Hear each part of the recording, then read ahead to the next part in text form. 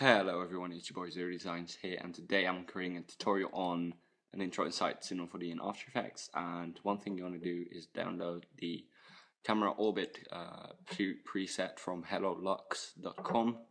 Let's just get straight in it. So what we're going to do is animate some text and animate the camera as well. So let's just create some text quickly by making a mo text, and let's just see where that is and align it to the middle. And let's just get our orbit cam, which we can use from here, and we can actually edit all the parameters just in this one. And all we gotta do is just change the cam Z depth, and you can change the bank, the pitch, the heading, the pivot bank, and pivot pitch, and the heading as well. So that's pretty much depending on where you want to kind of rotate about. So let's just zoom out just a bit. There we go. And let's just create this text, make it a bit bigger. So let's make it 50 in depth, or let's actually make it 60 in depth. Let's go big, and let's change the font to something we would want. So let's say Typograph Pro, or what I'm actually going to use is Proxima Nova Thick. And I'm just gonna make it say 0 and designs on the other line.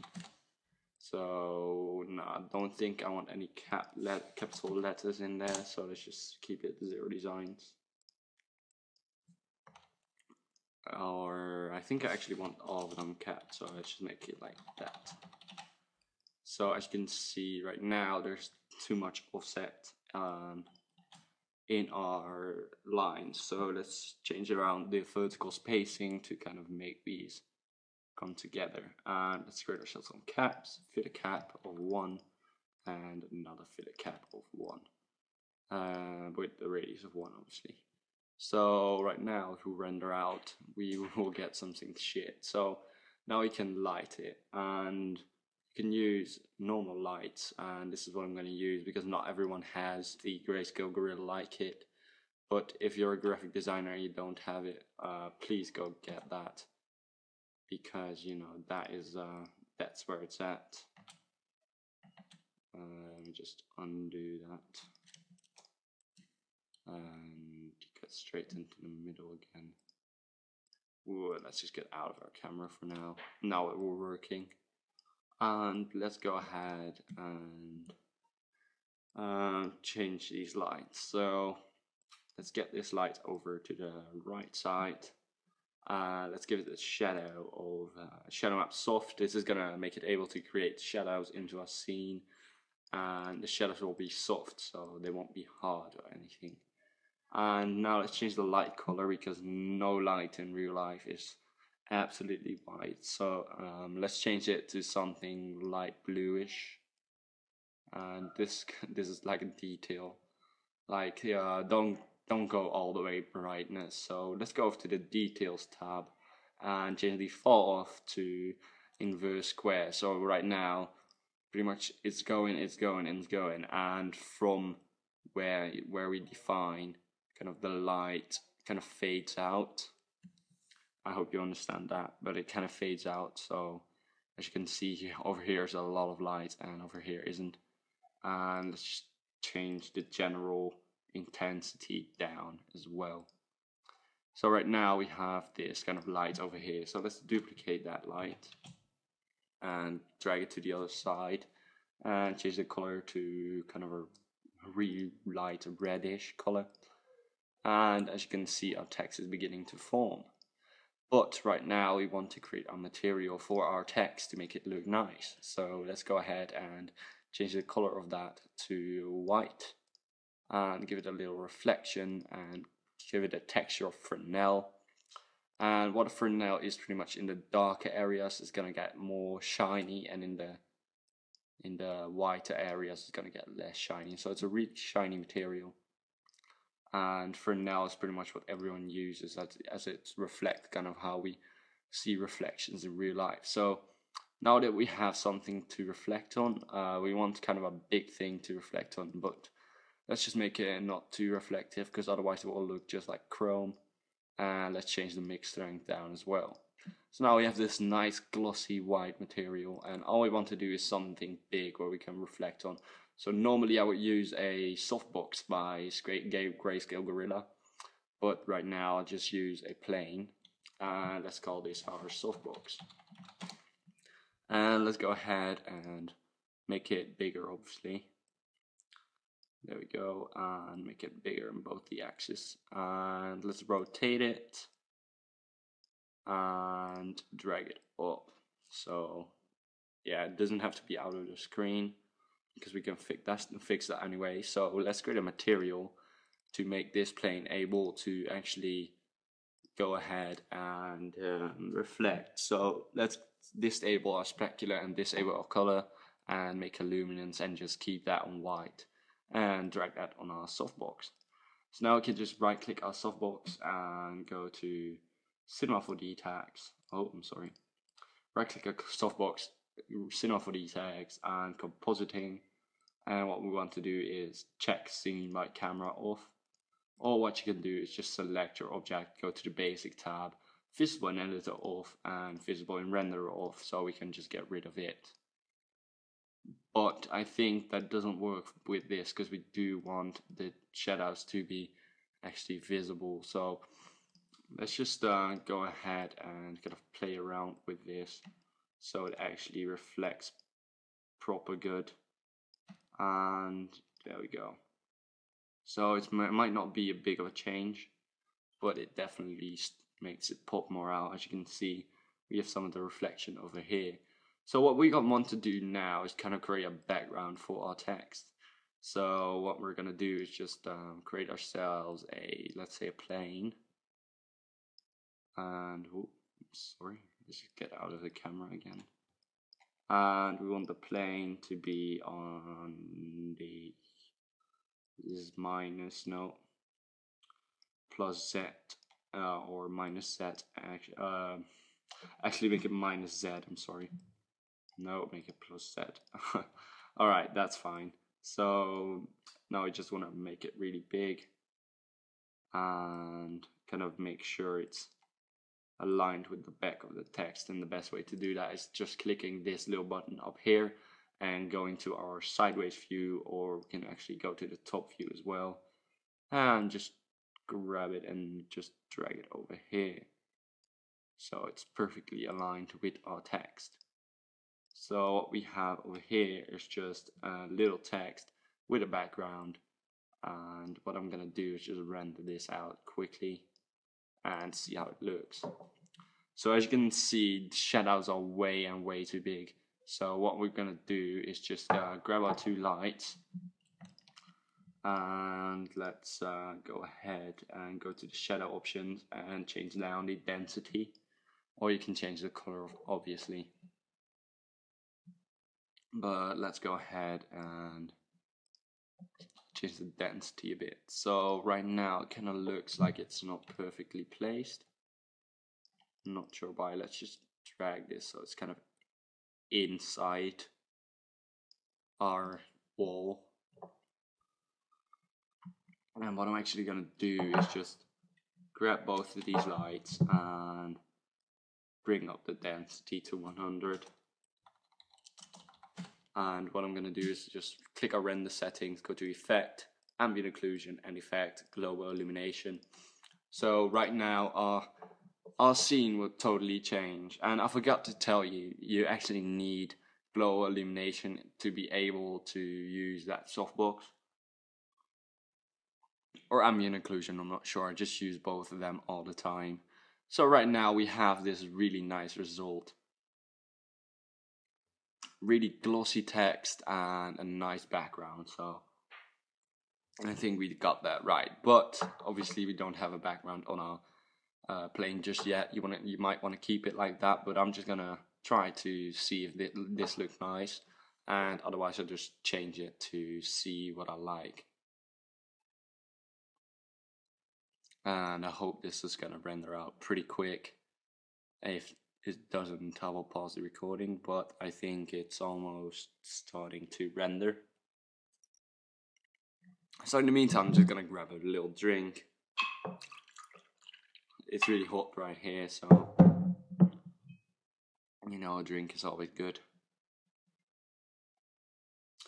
Alright, so I don't really like it, but I do like the white of it. But let's just select the material and press Control and just drag to the side so to create a copy of it. And what I want to do is change down the reflection. Let's just keep off the reflection and go to the color, and let's make that a bit darker, just a tiny bit, and use that for our background. And let's see how that will look.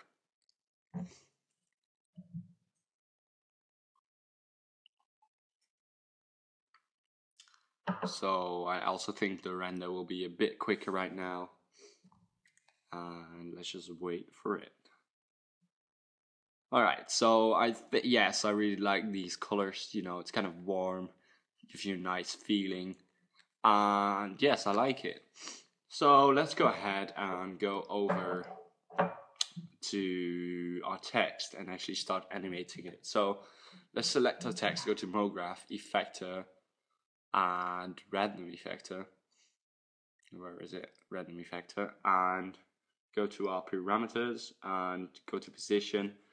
Pull off the X position and the Z position, and all we want to edit is the Y position. But actually I only wanted to go down, so whoops, I'm sorry. So I might do it another way, absolute, relative. But no, there's no way to do it, does it? Alright, so let's just go ahead and get all of them out of the screen. So yeah, there we go. Now we can go over to the fall off and make it linear. So obviously now it's plus Z, and we don't want that, we want it to be minus X.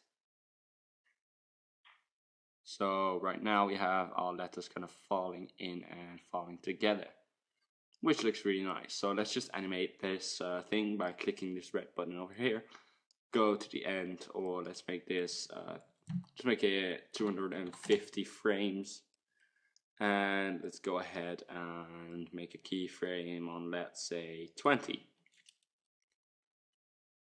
120 obviously, and get a keyframe there. So let's see how this looks. We might want to slow it down a bit.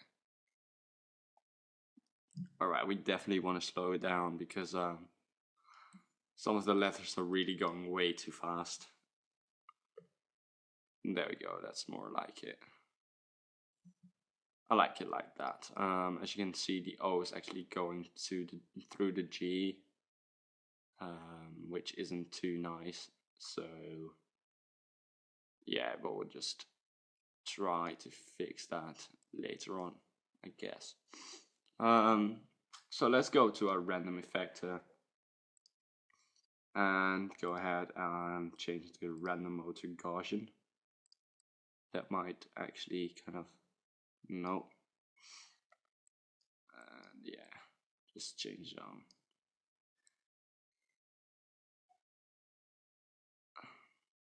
Alright, sorry. 1 sec, I'll be right back. Alright, so I made a big mistake, and what I want to do is just get rid of the random effector and select our mode text, go to MoGraph, Effector, and actually use a plain effector. So let's go over to the parameters, and we can change the Y, and we can change it down. So let's go ahead and yeah, go over to the fall off and make this linear. And as you can see, it kind of crawled up a bit, so let's just change it down just a tad. There we go. And as you might see, I have these kind of bars, and that doesn't get rendered out, so this down here doesn't really matter at all. So what we want to do now, let's just go ahead and make ourselves a MoGraph. With the mode text selected, go to MoGraph and Effector, MoGraph Effector, Random. And we want the Y position to be animated, so not those. Let's go over to fall off and change it to linear as well. So what we can do now is change both of these fall offs to -x, and right, let's actually get some depth in there. So let's go to the random effector and actually animate the Z as well. So no, wait, stop, not the random effector, the plane effector, and the Z as well. So yeah, as you can see, this kind of doesn't work as we're not selecting both of them. So yeah, so as you can see with this kind of cool animation, it doesn't look great. So let's just go to the beginning, create keyframes for both the random and the plane effector, grab both of them and drag them to the end. Oh wait, I'm sorry. We have to go to the right keyframe, so let's go to 140 and drag both of these out to finish our animation. So let's see if that is fast enough, or should we slow it down or something like that. I think we need it to be slowed down, so let's just give it a couple of more keyframes.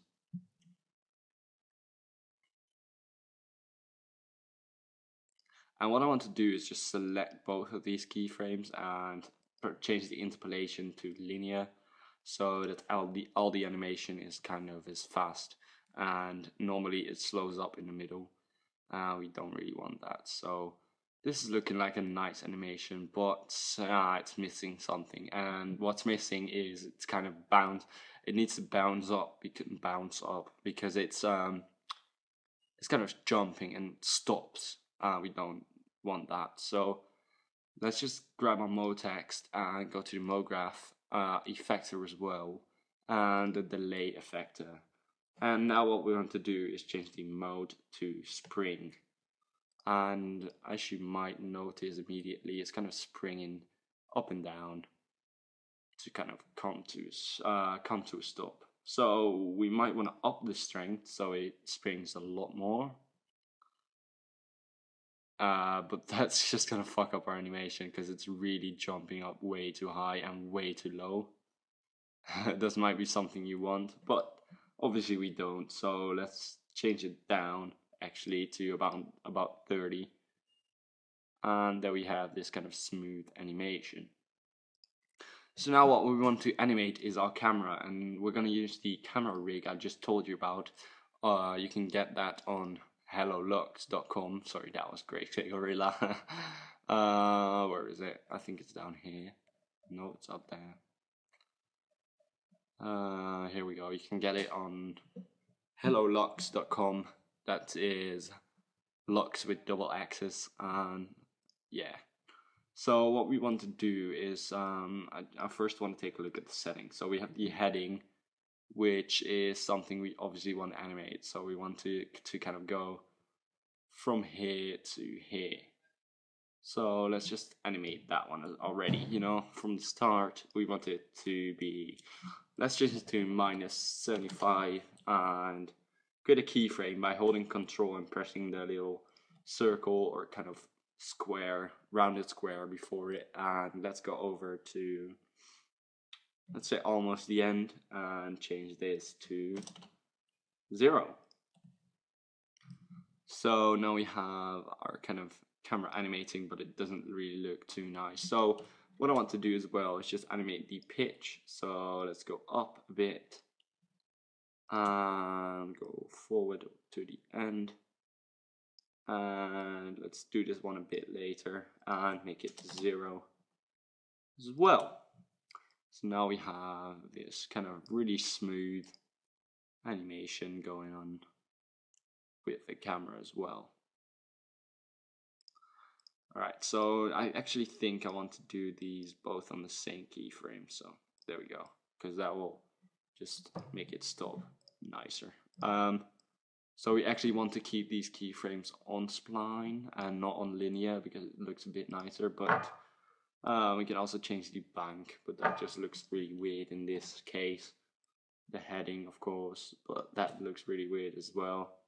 The pitch, I might actually play around with the pitch. So I'll just change it to, let's say, 28.4 or whatever, and make it 0 in the end. So this kind of goes a bit more random. Alright, so what we can do is just change the bank around a bit, maybe at the start, and go to the end and make it 0. So I don't want to do this too much, but this actually looks pretty nice. So we can just play around with the depth just a little bit, just to perfect it. I think it looks nice like this. So now we have all of this set up. Do we want to add anything else? I don't think I will. So yeah, let's get into, let's just play it through one more time to see what the final outcome is. And it's actually coming from out of there, so wait 1 second. Don't think that is what I wanted, but it might look nice. You never know. Let's just see if it looks any good.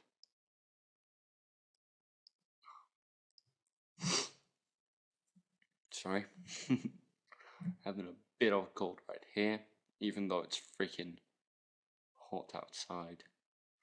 Alright, I think I like it like this. It looks pretty sweet, and the camera animation is obviously really nice as well. So now let's get this ready to render. Let's go over to our render settings, go to the output, and I'm actually going to make it 1920 by 1080 pixels in width and height. And what I'm going to do is save it as a QuickTime movie, enabling Alpha channel and naming the file. Let's go over to my projects, my own projects, and my videos and projects, and let's call this intro tutorial. And then what we want to do is open up compositing project file, save relative, include time marker, and include 3D data. So what this does is for every object, including the 3D data, the timeline marker, the relativity, and the save of it, of course, it's going to save it, and the target application, we want to use After Effects, so I'm going to use that. And what this is can be usable for is having these lights, and we can actually put flares on the light, so the flares follow the light location, so that's really nice to use as well. So now we want to go over to the anti-aliasing and make it best, and make it the minimum level 1 by 1, and you can change this to whatever your computer is. If you have 4 GB like me, 4 GB of RAM like me, I'll do 1 by 1 and 2 by 2. If you have 8 GB, you can do 4 by 4 by 8 by 8. If you have 16 GB, you can do 8 by 8 by 16 by 16. But that is way too much for me, and it doesn't really make a big change, but we can still use it. So let's go into our, you can just skip through these and go over to our ambient occlusion and make this 150, the maximum ray length, and our global illumination. Let's go over to the irradiance cache and make the stochastic samples low, and the record density low as well. And make sure that in irradiance cache file, autosave is unselected, or it can be selected and you can use a custom location, but I'll just unselect that. So what we can do now is actually go ahead and render this project out. So this is fairly easy. Oh wait, I forgot the big part. Make sure the frame range is all frames, because otherwise you will only render the frame you're on at the moment. So that's really something we really don't want. So yeah, what I'm actually gonna do is go over to our orbit cam, and I'm gonna make sure that I don't see the bottom right here, because it's something I really don't like that much. So I'm just gonna put the camera heading. No, of course not. I didn't even animate that. Just gonna change around some of these settings. Maybe that will look nice. I'm sorry. I just really don't want. Alright, that looks pretty cool actually. I just really don't want to see kind of the bottom, because as it's black, and this is actually a really nice animation as well. It's kind of following the text along, and you see this orbit cam is just useful for so many things. You can use the focus point, of course you can change that, and you can change the heading page, and you can actually go ahead and add depth of field as well. But that will be it for this tutorial. If you liked it, please leave a like. If you enjoyed it, please leave a comment. If you didn't enjoy it, please leave a comment as well. And if you leave a dislike, please tell me why. I don't even care too much about dislikes if you don't even tell me why. So if you want to piss me off, tell me why. Or if you want to give some constructive criticism as well. So, and remember, English is not my native language, so don't go on about that. But here's our animation, and we can go ahead and render this out. So as I said before, please leave a like and comment if you actually enjoyed this tutorial or learned something from it. Yeah, I really hope you enjoyed it, and I'll see you guys in part 2 of this. And I might be on holiday when part 2 comes out, because I'm going away for 3 weeks and I need something to upload in those weeks. So yeah, I'm kind of making some videos right now to kind of fill out those weeks. And as you can see, this background looks absolutely amazing with the blue light over here and the red light over there. Looks really nice. I usually use that kind of quite a lot. So, and I just found this rig and I thought I'd test it out. So, and it worked perfectly for me. It gives you these options, and it kind of moves like a real camera. But it's just really useful. But let's really end the tutorial right now, because it's getting a bit long and you don't want to hear me talking so much. So thank you for watching, and I'll see you guys next time.